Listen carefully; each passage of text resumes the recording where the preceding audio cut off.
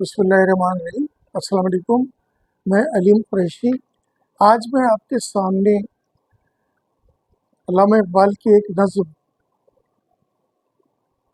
پیش کرنا چاہتا ہوں جو ضرب کلیم میں صفحہ نمبر 27 پر ہے، اور اس کا عنوان ہے آزادی شمشیر کے اعلان پر۔ علامہ فرماتے ہیں، سوچا بھی ہے اے مرد مسلمہ کبھی تو نے، کیا چیز ہے فولاد کی شمشیر جگر تار۔ اس بیت کا یہ مصرع اول ہے کہ جس میں پوشیدہ چلے آتے ہیں توحید کے اسرار۔ ہے فکر مجھے مصرع ثانی کی زیادہ، اللہ کرے تجھ کو عطا فقر کی تلوار۔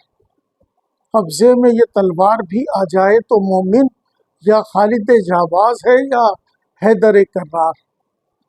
یہاں پر دو جلیل القدر صحابہ کا نام لیا ہے، جس میں سے ایک تو خلیفہ راشد ہے ہمارے حضرت علی کرم اللہ وجہہ، اور ایک خالد جانباز یعنی خالد بن ولید رضی اللہ تعالیٰ عنہ۔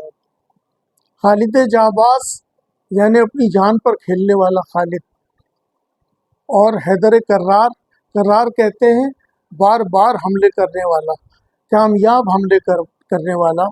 یہ حضرت علی رضی اللہ تعالیٰ عنہ کا لقب ہے۔ تو اس میں بڑی صفات مومن کے بیان کی ہے، اگر آپ اس میں غور کریں اس نظم کے اندر۔ امید ہے کہ آپ اس کو یاد بھی کریں گے اور دوسروں تک پہنچائیں گے بھی۔ جزاک اللہ۔ السلام علیکم۔